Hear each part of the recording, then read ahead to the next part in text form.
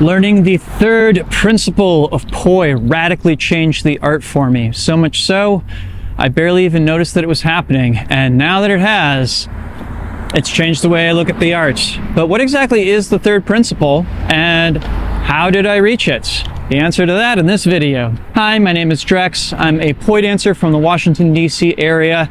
And I've been thinking a lot lately about some of the struggles that I and my students have in learning not only to spin poi, but dance with poi.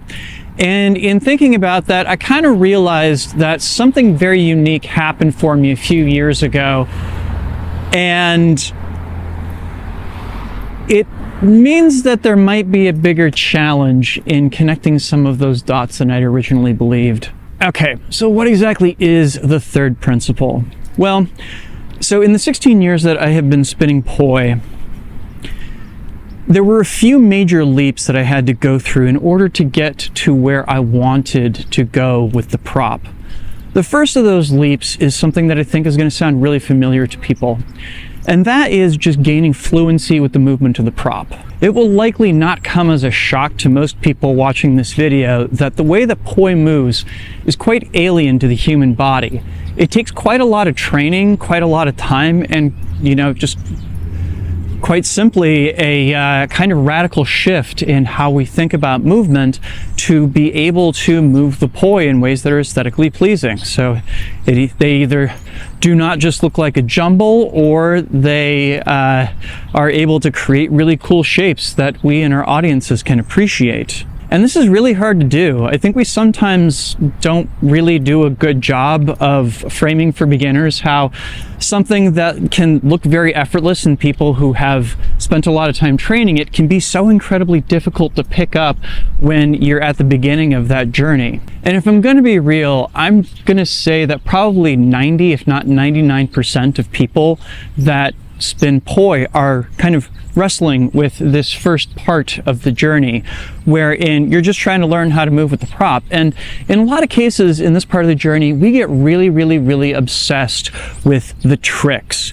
We want to create these kind of little distinct and discrete packages of movement that we can assign a name or label to, things that we can do repeatedly and point people to and say, yes, I have accomplished this thing. And to be clear, there's absolutely nothing wrong with that. I've certainly had my share of those moments, and I know a lot of people in this community that still do. But there was also a point in my own journey when I realized that wasn't enough for me.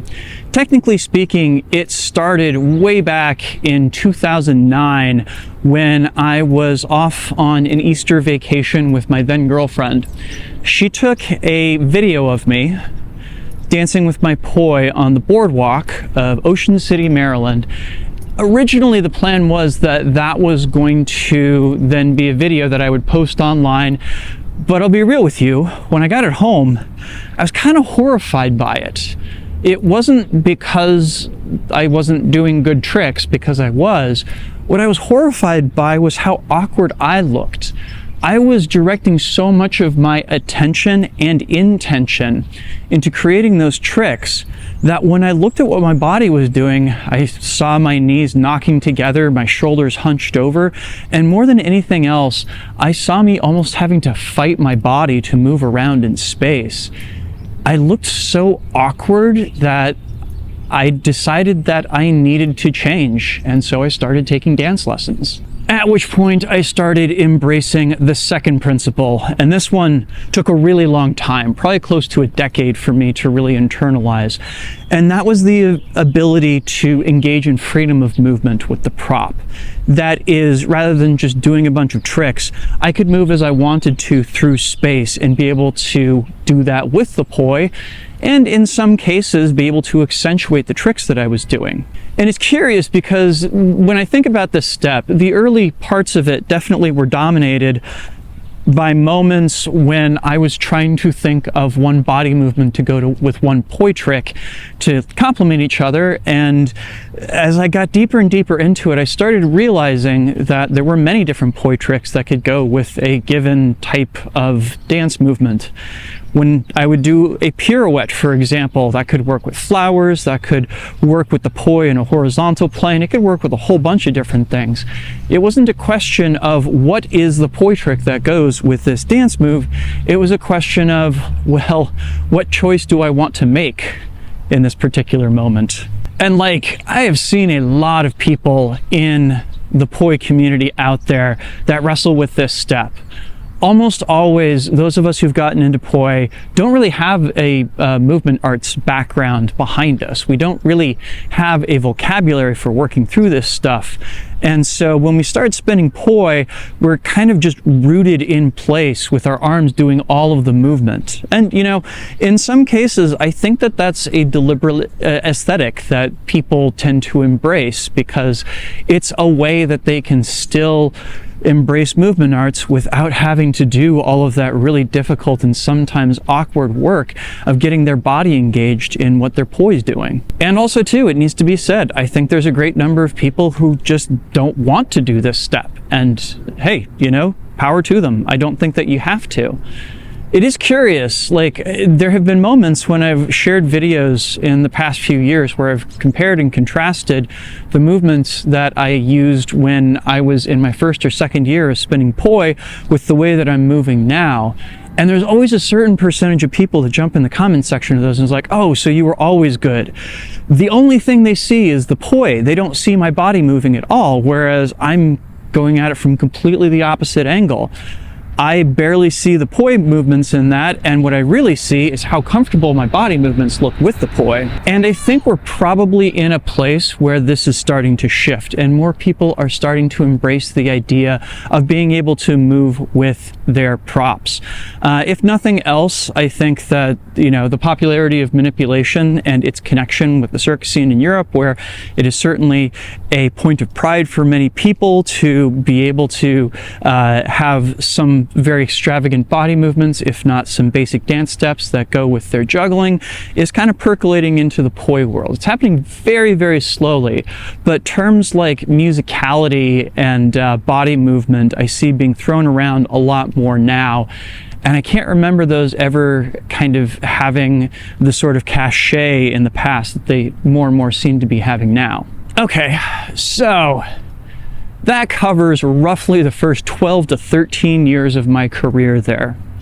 So what exactly was this third principle, and how did I encounter it? I think to a certain extent it was hovering in the background ever since I started taking dance lessons, where, you know, one of the things that my dance teacher impressed upon us was not just, you know, getting down basic techniques and knowing how to do pirouettes and pas de bourrées and all that, but also too being able to compose movement, to be able to say things with the movement.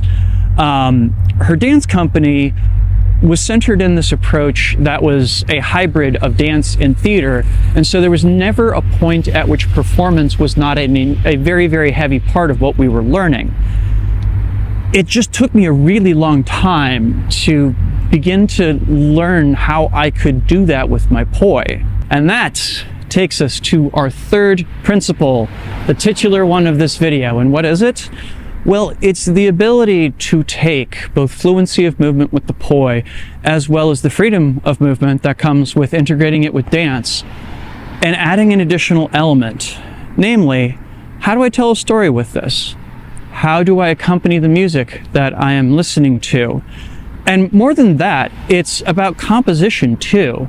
Lots and lots of people throw really difficult tricks into their routines, but they don't always do that in a way that makes those tricks shine. Whenever you're, you know, listening to music or watching a movie, it's not turned up to 10 the entire way through. Music in movies have dynamics. There are parts that are quiet, and then there are parts that are loud. And the reason that you have those quiet parts in there is so that the loud parts are felt even more intensely. We have to be able to play with dynamics and to compose the pieces that we are working on, rather than just, here's the hardest trick I know how to do and here are 3 other hard tricks. Because after a while, that all just becomes kind of movement white noise. it all just kind of blends together and no single thing stands out, especially not to audiences that are unfamiliar with the flow arts to begin with. If I were to summarize that third principle in just one word, it would probably be this: meaning. We have to put meaning behind the things that we are doing in order to find those dynamics. Why do we make the choice in one place to do one particular move and to do a different move in a different place? What choices do we make right before we pull out our most badass trick to really make it shine?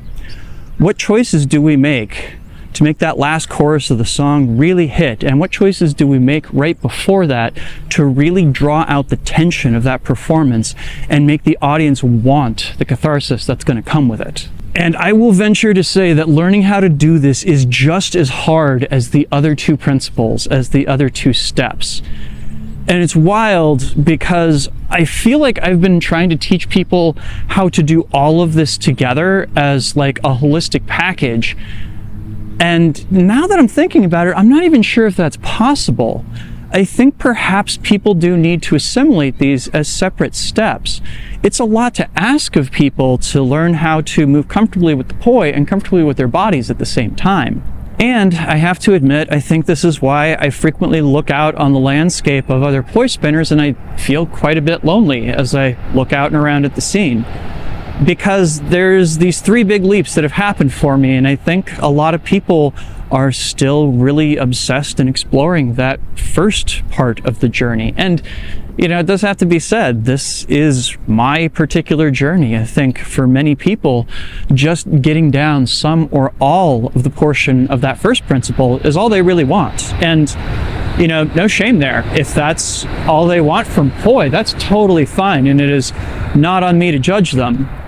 But I do think that it is worth me interrogating my kind of expectations of having peers in working through all this stuff and recognizing that A, each of these principles is really, really hard to get down.